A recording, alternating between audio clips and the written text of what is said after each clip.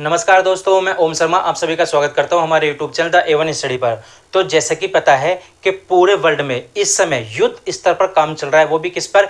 AI technology पर। मतलब आप कह सकते हो ना केवल इंडिया, ना केवल चाइना, रसिया, USA, इजराइल, मतलब मोस्ट ऑफ जितनी भी पावरफुल कंट्री हैं वो AI पर काम कर रही हैं और अपनी आर्मी को पूरी तरह से AI लेस करना चाह रही हैं। मतलब आप यहां पर कह सकते हो कि पूरे वर्ल्ड स्तर पर AI टेक्नोलॉजी का यूज युद्ध स्तर पर किया जा रहा है। लेकिन आज हम जो बात करेंगे वो केवल दो कंट्री की बात करेंगे, अपने देश कंट्री यानी इंडिया की बात और चाइना की बात। इन दोनों में भी कंपटीशन देखा जाए पूरी तरह से हो रहा है और ये दोनों कहां पर खड़े हैं, यानी भारत कहां पर खड़ा है और चाइना कहां पर खड़ा है, दोनों में कंपेयर भी करेंगे। आप सबसे पहले ये चीज सोचिए कि पहले क्या होता था। पहले युद्ध कैसे लड़े जाते थे? युद्ध लड़े जाते थे जमीन पर। लेकिन अब जब से AI टेक्नोलॉजी आई है, अब युद्ध लड़ने के लिए आपको किसी दूसरे देश में जाने की जरूरत नहीं है, अपने ही देश में रहकर युद्ध लड़ा जा सकता है। मतलब AI टेक्नोलॉजी से, कोड से, और देखा जाए कंप्यूटर सॉफ्टवेयर मतलब AI सॉफ्टवेयर के माध्यम से आप अपने देश में ही युद्ध लड़ सकते हो। लेकिन आप सबसे पहले हम बात करेंगे कि AI डिफेंस आखिरकार है क्या, क्योंकि AI का काफी ज्यादा यूज हो रहा है डिफेंस के सेक्टर में। सबसे पहले आप ये चीज देखिए कि AI डिफेंस है क्या। तो सबसे पहले जो सेनाएं होती हैं, अब सेना पूरी तरह से AI टेक्नोलॉजी का यूज कर रही हैं, बल्कि AI technology, AI power drones, AI submarine, autonomous robots, smart surveillance, ये सब हो रहा है AI के माध्यम से। और जितनी सेना AI से सुसज्जित होगी, मतलब आप कह सकते हो वही सेना आने वाले समय मतलब फ्यूचर में वो पावरफुल भी मानी जाएगी। लेकिन यदि बात करें दोनों देशों की, मतलब कंपेयर करें, आपको ये भी चीज पता होना चाहिए कि AI आजकल क्या कर रही है। AI खुद से डिसीजन ले रही है, खुद से पूरी तरह से सर्विलेंस कर रही है, मतलब खुद से डिसीजन लेकर वो दूसरे पर अप्लाई कर रही है। आपने भी अभी लेटेस्ट देखा होगा, कल ही मैंने इस पर एक वीडियो डाली थी, आपने भी देखा होगा, कटना। कटना पूरी तरह से इंडिया द्वारा बनाई गई AI टेक्नोलॉजी बेस्ड एक राइफल है और ये राइफल खुद से डिसीजन लेती है, ऑब्जर्व करती है, हाव भाव पहचानती है और चेहरे से पहचान कर अपने टारगेट को लॉक करते हैं। ना केवल एक टारगेट को बल्कि मल्टीपल टारगेट को लॉक कर सकती है और उसको लॉक करके उस पर अटैक कर सकती है। मतलब आप कह सकते हो ये तो AI सुसज्जित थी। अब देखा जाए उड़ने वाली राइफल भी, मैंने कल ही बताया था इसके बारे में भी, कि ड्रोन के माध्यम से अटैच हो जाएगी और ये उड़कर वहां पर जाएगी जहां पर निशाना लगाया जाएगा। मतलब आतंकवादी कहीं भी छिपे हो, गुफा में भी छुपे हो, उड़कर जाएगी और वहां पर उनको टारगेट करके मारकर वापसी भी आ जाएगी। लेकिन यदि बात करें सबसे पहले चीन की, क्या आखिरकार ये चीन खड़ा कहां पर है, तो सबसे पहले चीन की बात करते हैं। तो चीन इस रेस में बहुत पहले से ही शामिल है। यदि सबसे पहले बात करें चीन की सेना की, मतलब PLA की, मतलब पीपल लिबरेशन आर्मी, सालों से AI पर काम कर रही है, सालों से इसमें बहुत पैसा इन्वेस्टमेंट कर रही है और इसका मुख्य जो टारगेट है वो है 2026 तक अपनी सेना को AI से पूरी तरह से मॉडर्न आर्मी तैयार कर लेना। और देखा जाए चाइना का दुश्मन कौन है सबसे बड़ा, तो भारत को ही मानते हैं। और देखा जाए चीन ने AI drone, submarine, fighter jet और यहां तक कि आप लगा सकते हो AI मिसाइल भी बना ली हैं। उनके पास लगभग 150 से ज्यादा डिफेंस AI सेटअप हैं जो कि पूरी तरह से चाइना गवर्नमेंट के साथ अटैच हैं। और देखा जाए चाइना इसमें काफी बड़ी मात्रा में पैसा भी इन्वेस्टमेंट करती है। यदि भारत की बात करें तो भारत पहले से ही AI पर काम कर रहे हैं। जब से मोदी जी आए हैं AI टेक्नोलॉजी पर और भी ज्यादा ध्यान दिया जा रहा है। मतलब स्वदेशी जितने भी वेपन है AI बेस आत्मनिर्भर भारत के तहत बनाए जा रहे हैं अपने ही देश में। अभी रिसेंटली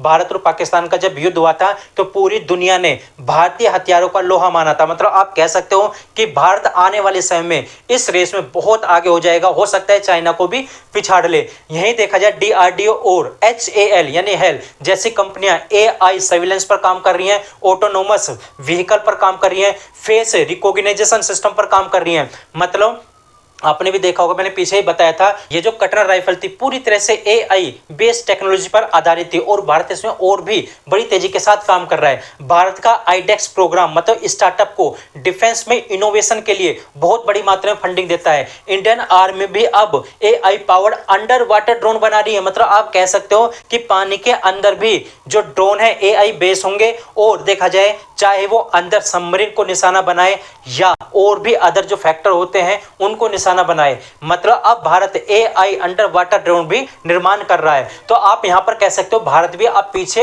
होने वाला नहीं है। यदि इनकी पूरी तरह से कंपेयर की बात करें तो देखा जाए, सबसे पहले इंडिया की बात करते हैं इन्वेस्टमेंट की, तो भारत कितना इन्वेस्टमेंट करता है, तो भारत करता है देखा जाए मॉडरेट, आप यहां पर कह सकते हो। वहीं चाइना की बात करें तो चाइना बहुत हैवी मात्रा में इन्वेस्टमेंट करता है AI टेक्नोलॉजी पर। मतलब अपनी आर्मी को वो पूरी तरह से AI सुसज्जित बनाना चाह रहा है। मतलब भारत पैसा कर रहा है वहां पर मॉडरेट, लेकिन चाइना पहले से ही हैवी मात्रा में हैवी इन्वेस्टमेंट कर रही है अपनी आर्मी पर, क्योंकि वो अपनी आर्मी को AI लेस देखना चाहती है। वहीं बात करें इंडिजिनस टेक्नोलॉजी की तो इसमें भारत क्या काम कर रहा है, धीरे धीरे बढ़ रहा है। मतलब अभी भारत पूरी तरह से इसमें आगे नहीं है, चाइना भारत से इसमें बहुत पहले से ही आगे, मतलब पहले से ही चाइना इस क्षेत्र में विकसित है। वहीं बात करें स्पीड ऑफ एडॉप्शन की तो भारत इसमें धीरे धीरे मजबूत हो रहा है, लेकिन चाइना पहले से ही देखा जाए तो वो इसमें बहुत आगे है और बहुत आक्रामक भी है। मतलब भारत से वो काफी ज्यादा आगे है स्पीड ऑफ एडॉप्शन में भी। वहीं बात करें इंटरनेशनल कोलैप्स की तो भारत को देखा जाए पूरे वर्ल्ड स्तर पर, मतलब आप कह सकते हो ग्लोबल ट्रस्टेड, मतलब भारत पर लगभग पूरी दुनिया विश्वास करती है, लेकिन चाइना के माल पर पूरी दुनिया विश्वास नहीं करती। चाइना इस समय ट्रस्टेड नहीं है ग्लोबल स्तर पर, क्योंकि चाइना आतंकवादियों का भी साथ देता है। आपने भी लेटेस्ट देखा होगा कि भारत के जो रक्षा मंत्री हैं राजनाथ सिंह जी, उन्होंने SCO पर साइन करने से मना कर दिया। क्यों? क्योंकि पाकिस्तान का एजेंडा वहां पर लाया गया था। उन्होंने बलूचिस्तान का एजेंडा तो वहां पर धर दिया, लेकिन पाकिस्तान जो आतंकवाद पालता है, भारत में अटैक करवाता है आतंकवादियों के माध्यम से, उसका कोई जिक्र नहीं था। तो राजनाथ सिंह ने पूरी तरह से उस पर साइन करने से मना कर दिया। मतलब आप कह सकते हो कि चाइना ग्लोबल ट्रस्टेड नहीं है, लेकिन वो अपने ही देश के अंदर ट्रस्टेड है। कुछ देश उसमें ट्रस्ट करते हैं, जैसे पाकिस्तान हुआ, मतलब पाकिस्तान जैसे देश चाइना पर ट्रस्ट करते हैं। लेकिन यहां पर भारत की ताकत की यदि बात करें तो भारत की सबसे बड़ी ताकत क्या है, तो इथिकल AI का इस्तेमाल करना। मतलब आप कह सकते हो भारत AI का यूज नैतिकता के तौर पर करता है। वहीं चाइना जो इसका इस्तेमाल करता है वो युद्ध स्तर पर जो काम कर रहा है, इसका वो काम कर रहा है केवल केवल अपनी सुरक्षा के लिए, ताकि दूसरा देश उस पर आक्रमण ना कर दे। मतलब चाइना और भारत दोनों में यहां पर यही अंतर है, भारत इथिकल यूज करता है। यदि भारत पर कोई आंख उठाकर देखेगा तो भारत उसका जवाब जरूर देगा, लेकिन चाइना की नीति पहले से ही आक्रामक रही है, चाहे वो वियतनाम को लेकर हो, चाहे वो ताइवान को लेकर हो। मतलब उसकी नीति पहले से आक्रामक रही है। साथ ही भारत के पास देखा जाए युवा टैलेंट है, ग्लोबल भरोसा है, अभी बताया आप लोगों को, ग्लोबल ट्रस्टेड, और देखा जाए इंटरनेशनल स्तर पर उसके पास पार्टनरशिप भी है। मतलब देखा जाए भारत और चाइना दोनों युद्ध स्तर पर काम कर रहे हैं AI टेक्नोलॉजी के आधार पर। लेकिन आप लोगों को ये चीज भी यहाँ पर सोचनी चाहिए। साथ में आप ये कमेंट करके भी बताना कि भारत कभी चाइना से AI टेक्नोलॉजी में आगे निकल पाएगा, क्योंकि ये सवाल बार बार उठ रहा है। क्योंकि 2013 तक यदि देखें या 13 से पहले देखें या मोदी के कार्यकाल से पहले देखें तो AI टेक्नोलॉजी में, डिफेंस सेक्टर में इतना इन्वेस्टमेंट नहीं हो रहा था जितना मोदी के आने के बाद हुआ है। चाहे वो S-400 हो, उसको लेने की बात हो, राफेल को लेने की बात हो, या और भी वेपन है जो अदर कंट्रीज से आते हैं, चाहे रसिया से आते हो या US से आते हो, उसको लेने की बात हो, तो भारत ने बड़ी तेजी के साथ अपनी सेना को मजबूत किया है। जबकि 2013 से पहले भारत के पास, भारतीय सेना के पास बुलेट प्रूफ जैकेट तक भी नहीं थी उनको देने के लिए। तो अब जब से मोदी जी आए हैं उन्होंने AI टेक्नोलॉजी पर अच्छा खासा जोर दिया है। अब यदि देखा जाए भारत के अंदर भी डिफेंस सेक्टर में बहुत सारे ऐसे स्टार्टअप हैं जो युद्ध स्तर पर काम कर रहे हैं, AI टेक्नोलॉजी का यूज कर रहे हैं। लेकिन आने वाले समय में क्या होगा कुछ नहीं कहा जा सकता, क्योंकि युद्ध अब जमीन पर नहीं लड़ा जाएगा, युद्ध लड़ा जाएगा घर में बैठ के ही AI सॉफ्टवेयर के माध्यम से, कोड्स के माध्यम से। और देखा जाए पूरी तरह से ये जो आने वाले समय में युद्ध होगा, चाहे वर्ल्ड वार हो, ये मिसाइलों के थ्रू तो होगा, लेकिन वे मिसाइलें भी AI टेक्नोलॉजी बेस होंगी। तो आप कह सकते हो कि आने वाले समय में कुछ भी हो सकता है। लेकिन कमेंट में चीज जरूर बताना कि भारत क्या कभी चाइना से आगे निकल पाएगा AI टेक्नोलॉजी में। तो हमारी क्लास यहीं तक थी। आप लोग कैसे लगी जरूर बताना। लाइक सब्सक्राइब करना बिल्कुल मत भूलना। Thank you.